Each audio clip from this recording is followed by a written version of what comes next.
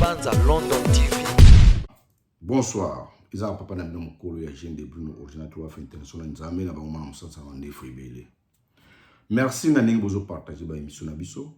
En tout cas moi kala na sa su vidéo te. Ko ke biso na classe musala makambe belé. Mais lelo nazanga makambe ya koloba. Bola na vidéo oyo na ibandi tino suka. Yo sala bien. Omoni ngao be en actualité te makamba Koffi Olomide gramme pao songia mbeli babetaka li Koffi te.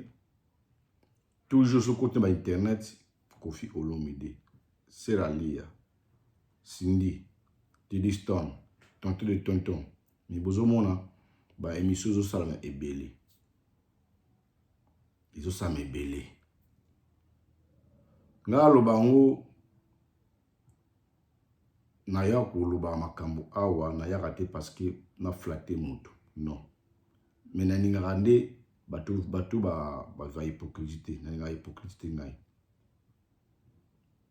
ezala ba mission news to le blaka ba Fally Ipupa ba Iriche ba Feregola ba Koffi Olomide ba Papa Chéri Binadama ba Werason ba on tout ngai dal ba on na parti prité.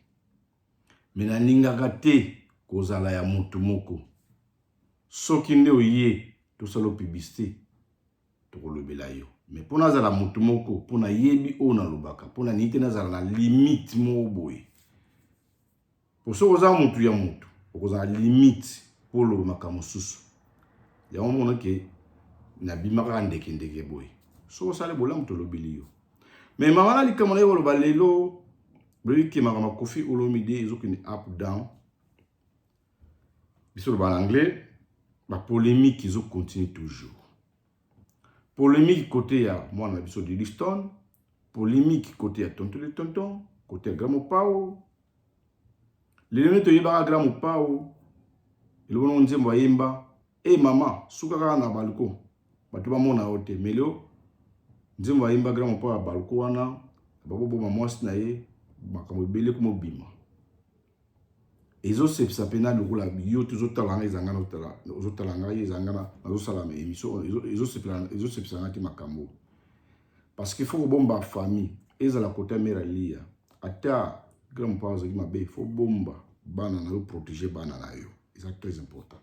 Mais maman la bikam na koloba lelo na yebiki na audio mo na ko balancer naza nango awa yande ko na biso auto tinda aza travailleur ya Gramo Pao Koffi Olomide oyo babengi na kombo ya Faustin. Audio oyo bino na ngai boyoka audio oyo papa batazolela pona ser na biso Sara Tola. Omoni ngalo bango internet batebele ba osala internet akoya pa kosolo likambo soko vérifier te au lobby pété on a pe bazu bikamona ba tiango pe na mutu ka mutu na loba ya solo mais loko na loba bo ninga bozala professionnel bo bandi media kala ba ser na biso na ba frère na biso bo ninga bozala professionnel c'est pas bon boya ko sa ba émission na ba YouTube parce que vous aura ba vue obebisa personnalité mutu olongola mutu wana musala pour tata wana Faustin, papa Faustin a travaillé à Koffi Olomide. Ou même à Koffi Olomide a sali 30 ans. Mais avant de continuer, binomo boyo kananu ndeko na biso papa Faustin mama lobby pour na Sara Tola audio oyo. Boyoka. OK, tu connais ça audio boyoka. Bonjour Sara Tola. Ngai papa Faustin. Bonjour Sara Tola.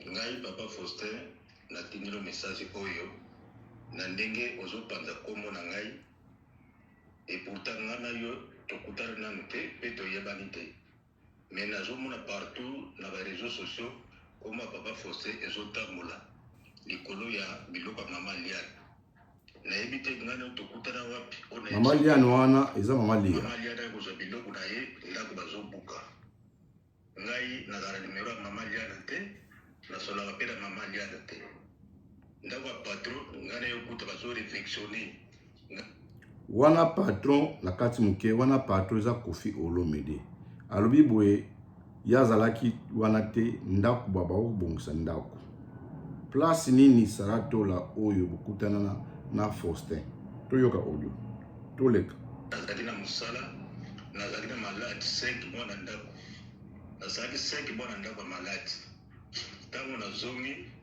naye okuta ndako ya patron ya Koffi Olomide bazo réflexionner bengaka bachinois bareflexionner ndako babongisa batia modele moko ya propre esika baboyaki ndako natia okuta yango te mais yo lelo komomaka kombo na ngai likolo ya makambo ya mama liana mpona bilama na ye ngai na patron Koffi tobanene lelo te mama liane akutaka na maboko ya patron Koffi nasala patron ya ngai bientôt 33 ans de service 33 ans de service nazwaka na mabe te nasala ye mpe mabe moko te mais lelo yo ozotabisa kombo na ngai na makambo ngai nayebi te mama tika kokolisa ngai na conflit na famille ya bato koluka te obebisa famille ya bato famille ya patron Koffi na mwasi ne mama madame Cindy okolisaka na kati ya makambo na bango vraiment nasengi na yo otika wuta lelo ozoyoka message oyo koloba so kombo na ngai te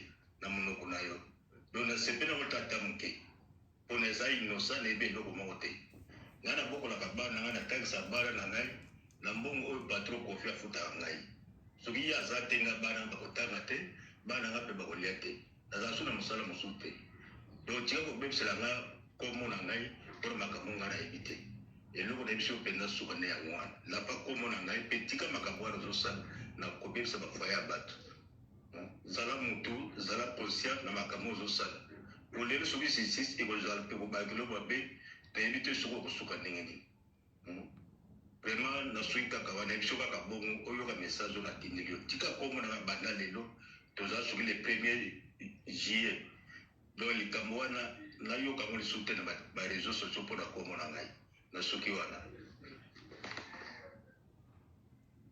voilà wana ezaki audio batindi mpona Saratola boyoki bino moko eza ngai te oyo de mbanza mpo biso bade mbanza oyo tobimaka ndeke boye toya bato moko te ke toza bakomplexe moko boye non tobaka nde vérité omoni audio oyo eza audio ya lobi boyoki bino moko po bino bato boya na bakommentaire wana oyo de mbanza bapesi yo mbongo te biso tolobaka vérité nalobango soki opesi nga mbongo na kosala publicité mais nakolinga te nasala fond campagne mpona bato moko boyebi mpona artiste comme ça nabebisa makambo ya artiste papa oyo ser na biso Saratola soki oyo kotala émission oyo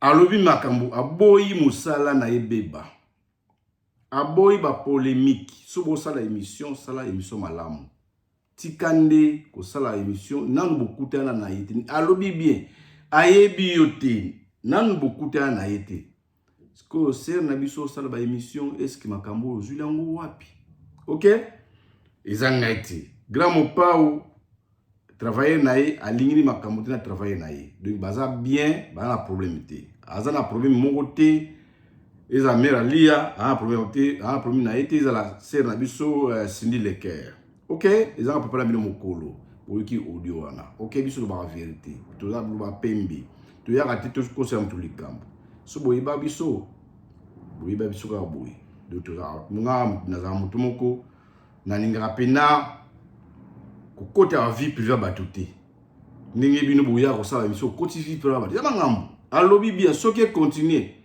akoporter plainte soki ba tribunal bopesa force po grand parler na boye bino nyonso bosala émission na kombo na ye bokeba bamosusu ezala boza na poto ezala mosusu boza na Afrique bokeba ako balukila bino rambo tia wapi grand mopao rambo kenda wapi kombo wana bato nyonso tu bakoma kaka akosala émission atie ding na ye kofinga grand mopao bola respect na ba artiste bola na respect za na mukolo biso to ba sa mukolo afingi yo Alexis Musapi yo ko nyoto Alexis Musapi linga ozala calme mais bana lelo ba komi donc internet ma trop ya omona ngai nani apea ko misangisa pena na bato te na tala mutu na kozala na ye. Merci beaucoup. Merci pour notre ngai tukutene mbala sima na pesi mbote nanga pa taxi de Bundes, Isabelle des Adidos, Santa Fe de London, Julie Castello, na pesi Maître Bilanga Makofi. Après na bala na ngai. See you next time. I love you guys. Take care. Et si na lobi mabe, ta. Original.